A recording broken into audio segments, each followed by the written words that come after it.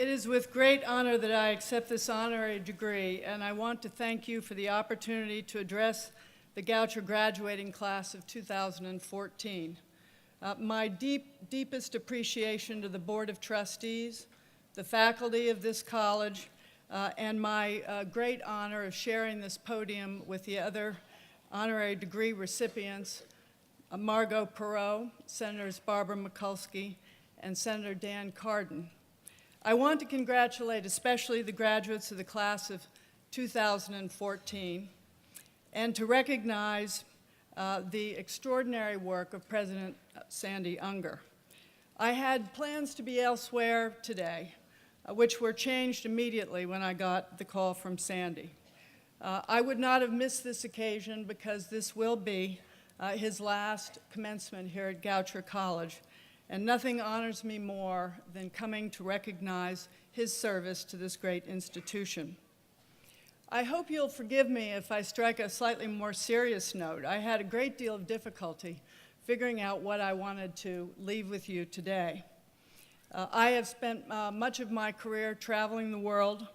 I am now deeply engaged in energy issues.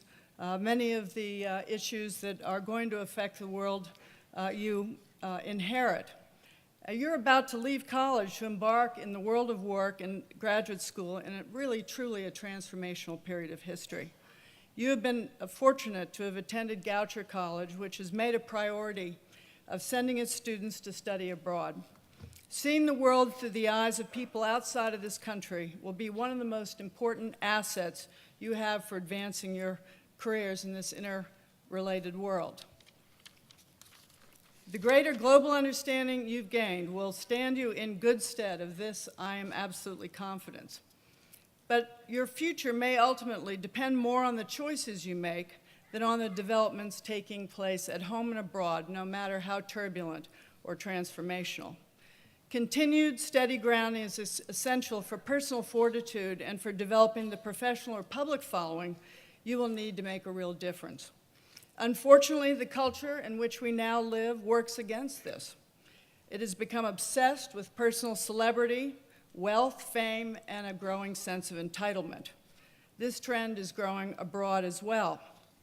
In today's interconnected world, the image people project has become more important in the minds of many than the substance behind what they're doing. Protecting one's status has become an end in itself. So it's commonplace to blame others when something goes wrong. There are many examples of this in public life, that is, of people hiding behind circumstances as a way to avoid taking the fall. It is also prevalent in the private sector, where people use rapidly changing politics, poor management, stiff competition, and even the differences between themselves and others as a way to explain why their goals cannot and are not met and cannot be met. Ironically, in this culture of meism has opened the way for more opportunities than ever for people in the workplace. That is, for people of character and integrity. The reason? The number of people who truly possess these qualities are in relatively short supply. And therein lies the opening for people with the right stuff. People with character and integrity have a mysterious mix of many attributes, but you know them when you see them. The one thing they have in common is the willingness to take personal responsibility. To put it another way, they have a no excuses philosophy for life. Now I'm going to tell you a little family story here, and this is probably what I wanted to convey most, was some experience I had as a kid that made all the difference for me. I grew up in an Army family.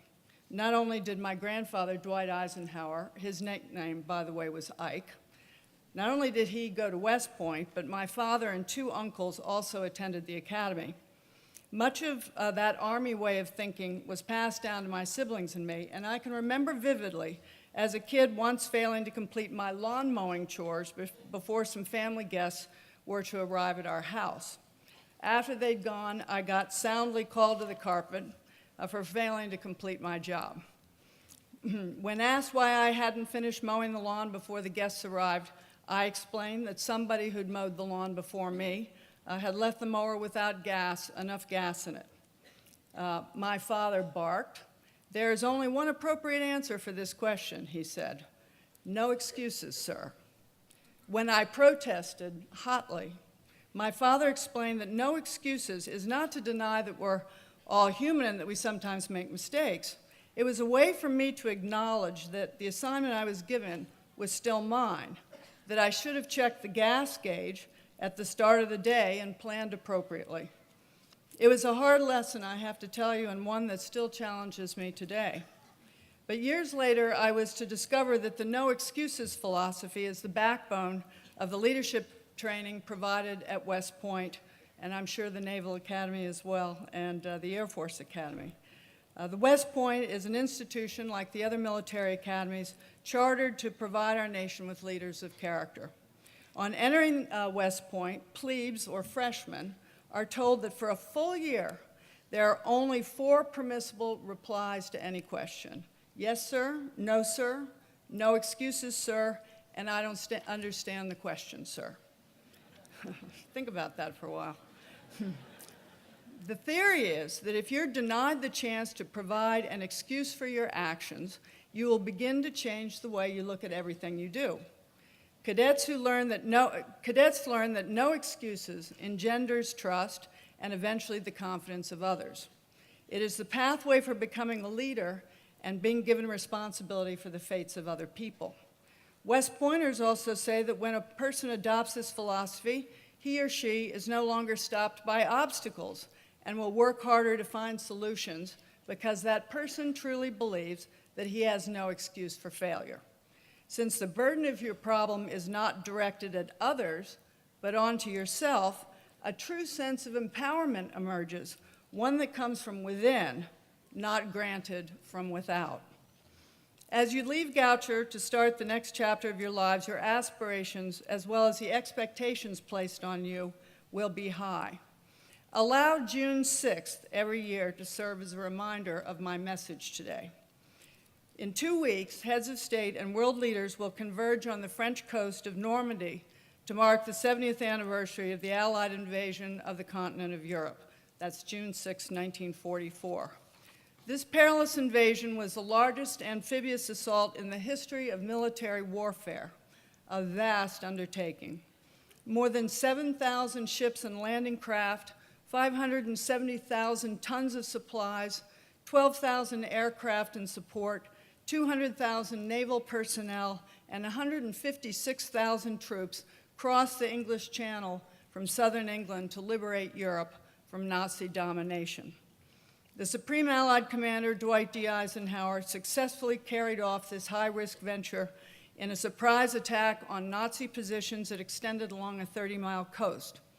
The variables were staggering, including the necessity to have optimal landing and beach conditions, a full moon, low tide, and moderate waves. The fate of occupied Europe, the defeat of the enemy, the survival of the Jews in concentration and death camps depended on this success, not to mention the status of American leadership then and in the future. Eisenhower's decision to go was made while facing turbulent and uncertain weather conditions. This and the unprecedented scale of the operation prompted General Eisenhower to write a note that he would keep for himself and perhaps and release to the public if necessary. It read, "Our landings in Cherbourg have failed to gain a satisfactory foothold, and I have withdrawn the troops. My decision to attack at this time and place was based on the best information available. The troops, the air, the Navy did all the bravery and devotion to duty could do. If any blame or fault attaches to the attempt, it is mine alone." As it turns out, Ike never had to release this note. The invasion was a success. But if the invasion had failed, poor weather and bad luck might well have played legitimate roles in undermining the Allied mission.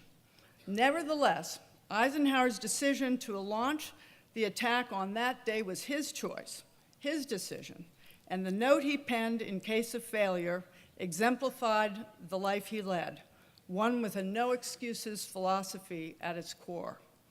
It's extremely unlikely that any of you will be called upon to launch the equivalent of the invasion of Normandy. Who knows?